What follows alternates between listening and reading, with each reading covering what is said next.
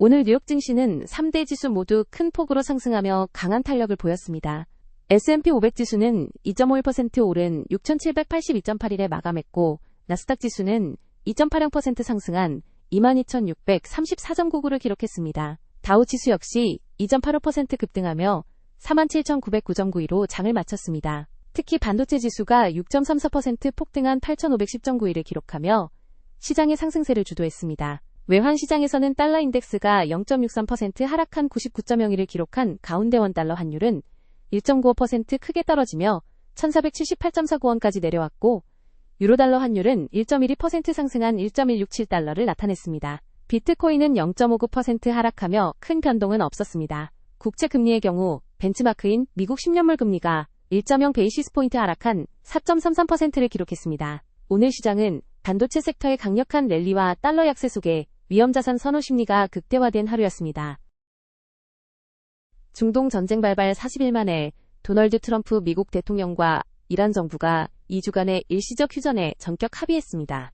트럼프 대통령은 호르무즈 해협의 재개방을 조건으로 이란의 민간시설 폭격 계획을 보류했으며 이란이 제시한 10개 항해 제안을 협상의 기초로 삼겠다고 밝혔습니다. 양측은 금요일 파키스탄 이슬라마바드에서 영구적인 적대 행위 종식을 위한 고위급 회담을 시작할 예정입니다. 하지만 이스라엘은 이번 휴전이 레바논 내 헤즈볼라와의 전쟁에는 적용되지 않는다는 입장을 고수하고 있으며 이란의 요구사항 중 미군 기지 철수 등 미국이 수용하기 어려운 조건들이 포함되어 있어 실제 영구 합의까지는 험난한 여정이 예상됩니다. 휴전 소식이 전해지자마자 글로벌 금융시장은 즉각적으로 반응했습니다. 공급 부족 우려가 해소되며 서부 텍사스산 원유, 서부 텍사스산 중진유는 15% 이상 폭락해 배럴당 95달러 선 아래로 내려갔고, 브렌트유 역시 급락세를 보였습니다. 반면 뉴욕 증시는 다우 지수가 1000포인트 이상 폭등하는 등 주요 지수가 일제히 급등하며 안도 랠리를 펼쳤습니다. 특히 연료비 부담이 컸던 항공사와 크루즈 관련주들이 강세를 보였으며 투자자들은 이번 사태가 극단적 충돌 없이 해결될 가능성에 베팅하며 기록적인 거래량을 기록했습니다. 휴전 합의에도 불구하고 세계 최대의 석유 수송로인 호르무즈 해협의 통행 정상화 여부는 여전히 불투명합니다. 이란은 해협을 통과하는 선박들에 대해 자국군의 허가를 받도록 하거나 위안화로 통행료를 징수하겠다는 주권적 통제권을 주장하고 있습니다. 이는 기존의 자유항행 원칙을 고수하는 미국 및 국제사회와 정면으로 충돌하는 지점입니다. 전문가들은 해협이 물리적으로 열리더라도 이란이 이를 협상의 인질로 삼아 페트로달러 시스템을 위협할 수 있다고 분석하며 실제 선박 운항이 전쟁 전 수준으로 회복되기까지는 수개월이 걸릴 것으로 내다봤습니다. 이란 전쟁의 여파로 유럽 경제에 대한 비관론이 확산되면서 헤지펀드들이 유럽 주식에 대해 역대 최대 규모의 공매도 포지션을 구축했습니다. 유럽은 에너지 수입 의존도가 높아 전쟁으로 인한 인플레이션 타격이 미국보다 크기 때문입니다. 한편 터키 중앙은행은 급락하는 리라화 가치를 방어하기 위해 지난 2월 이후 200억 달러 상당의 금을 대거 매각했습니다. 러시아와 폴란드 등 다른 국가들도 재정 확보를 위해 금 보유량을 줄이면서 국제 금값은 18년 만에 최악의 월간 하락폭을 기록하는 등 귀금속 시장의 판도가 바뀌고 있습니다. 인공지능 스타트업 엔트로픽이 연간 환산 매출 90억 달러를 달성하며 경이로운 성장세를 기록 중입니다. 이는 불과 한 분기 만에 사업 규모를 3배로 키운 수치로 기업들이 실험 단계를 넘어 AI 모델에 막대한 예산을 투입하기 시작했음을 시사합니다. 엔트로픽은 구글과 TPU 사용 계약을 체결하며 하드웨어 협력을 강화하고 있으며 이에 맞서 메타 역시 내부 테스트에서 구글의 제미나이를 앞섰다고 주장하는 새로운 AI 모델 머세스파크를 발표하며 빅테크 간의 AI 주도권 경쟁이 더욱 치열해지고 있습니다. 유럽의 재무장 노력을 상징하던 독일의 차세대 군함 건조 사업이 소프트웨어 결함과 설계 오류로 인해 심각한 지연을 겪으며 재앙 수준의 차질을 빚고 있습니다. 네덜란드 기업 데이멘이 낙찰받은 이 프로젝트는 독일 특유의 느린 조달 시스템과 양국 간의 협력 실패로 인해 부품이 잘못 제작되는 등 온갖 문제에 직면했습니다. 이는 우크라이나 전쟁 이후 유럽 국가들이 추진 중인 공동 무기 조달과 국방 협력이 실제 현장에서는 얼마나 달성하기 어려운 과제인지를 여실히 보여주는 사례로 평가받고 있습니다. 칼시와 폴리마켓 등 주요 예측시장 플랫폼들이 정치인이나 스포츠 관계자의 내부 정보 이용 거래를 제한하는 새로운 정책을 발표했습니다. 상품선물거래위원회 시파이낸셜 타임스씨는 영화 에디 머피의 복수에서 유래한 에디 머피 규칙을 언급하며 미공개 정보를 이용한 부당이득 취득을 엄격히 단속하겠다고 강조했습니다. 하지만 예측시장의 특성상 내부 정보가 예측의 정확도를 높인다는 주장과 시장의 공정성을 해친다는 비판이 팽팽히 맞서고 있어 실제 집행 과정에서 상당한 진통이 예상됩니다. 달 근접 비행 임무를 수행한 나사의 아르테미스 2 호승무원들이 지구 중력권으로 성공적으로 복귀해 이번 금요일 캘리포니아 해안에 착륙할 예정입니다. 우주비행사들은 달 뒷면을 관찰하며 아리스타르쿠스 고원 주변의 독특한 색상 등 새로운 과학적 데이터를 수집했다고 보고했습니다. 이번 임무는 인류가 지구로부터 가장 멀리 여행한 기록을 세웠으며 향후 인류의 달 거주 및 화성 탐사를 위한 중요한 이정표가 될 것으로 보입니다. 애플이 이르면 오는 9월 브랜드 최초의 폴더블 아이폰을 출시할 것이라는 전망이 나오면서 시장에 관심이 쏠리고 있습니다. 스마트폰 시장이 성숙기에 접어들고 하드웨어 성장이 정체된 상황에서 애플은 내구성과 화면 주름 문제를 해결한 프리미엄 제품으로 새로운 돌파구를 찾으려는 전략입니다. 특히 폴더블 폰이 지위의 상징으로 통하는 중국 시장에서의 점유율 회복 여부가 애플의 향후 실적과 혁신 이미지를 결정지을 핵심 변수가 될 전망입니다. 미국 제조업의 건전성을 보여주는 내구재 주문이 지난 2월 1.4% 감소하며 3개월 연속 하락세를 이어갔습니다. 이는 전쟁 전부터 시작된 추세로 고금리와 인플레이션으로 인해 소비자 중심의 수요가 둔화되고 있음을 보여줍니다. 다만 AI와 자동화 관련 기업 투자는 여전히 견고한 모습을 보이고 있어 섹터별로 차별화된 흐름이 나타나고 있습니다. 전문가들은 전쟁으로 인한 에너지 쇼크가 지속될 경우 제조업 전반의 상황이 급격히 악화될 수 있다고 경고했습니다.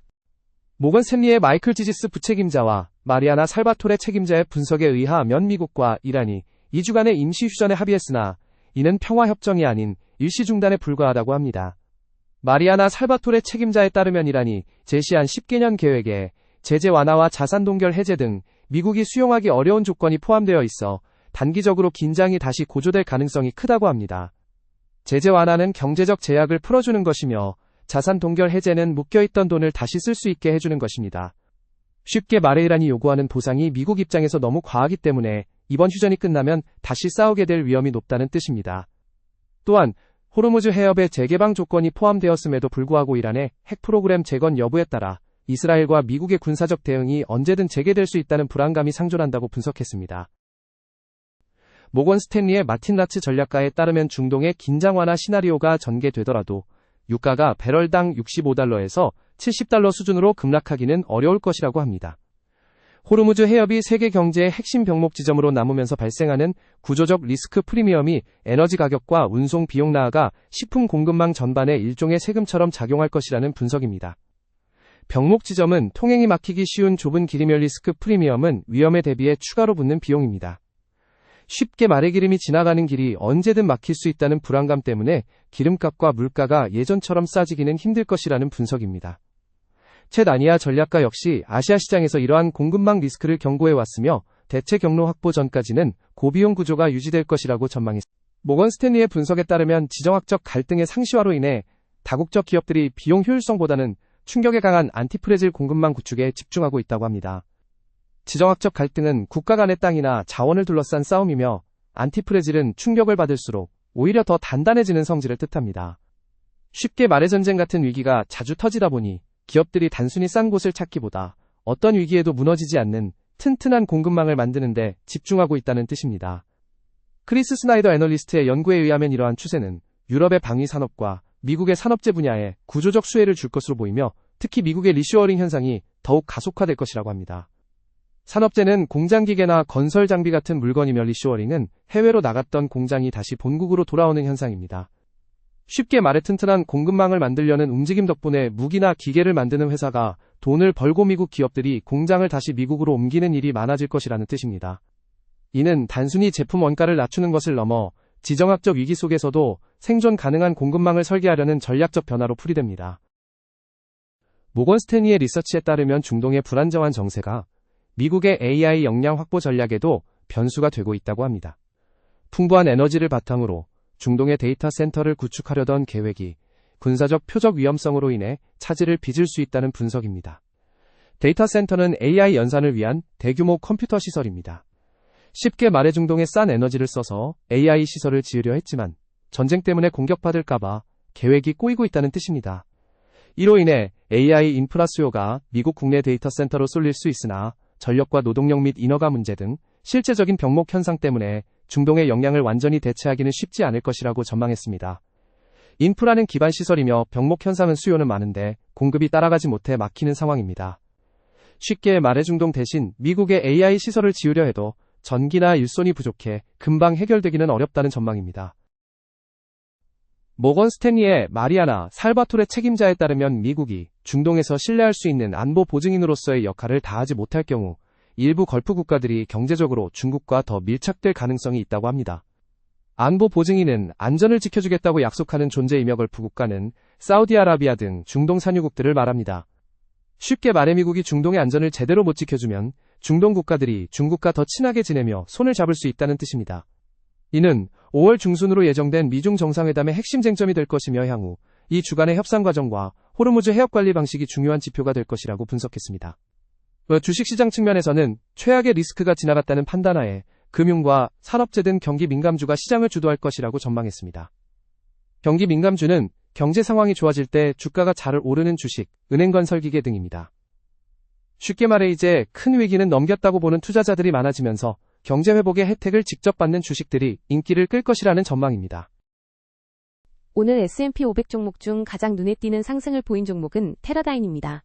TER은 오늘 11.80% 급등하며 358.29달러에 마감했습니다. 이어 인텔이 11.42% 오른 58.95달러를 기록했고 카니발 역시 11.23% 상승한 28.03달러로 장을 마쳤습니다. 반면 하락폭이 컸던 종목을 살펴보면 APA 코퍼레이션이 9.80% 급락하며 38.75달러까지 밀려났습니다. 리온델바젤은 7.53% 하락한 74.22달러를 기록했으며 워크데이는 6.54% 떨어진 119.17달러로 거래를 마감했습니다. 섹터별 흐름을 보면 에너지 섹터를 제외한 대부분의 업종이 웃었습니다. 산업재 섹터가 3.75% 오르며 가장 높은 수익률을 기록했고 소재 섹터가 3.33%, IT 섹터가 3.10% 상승하며 그 뒤를 이었습니다.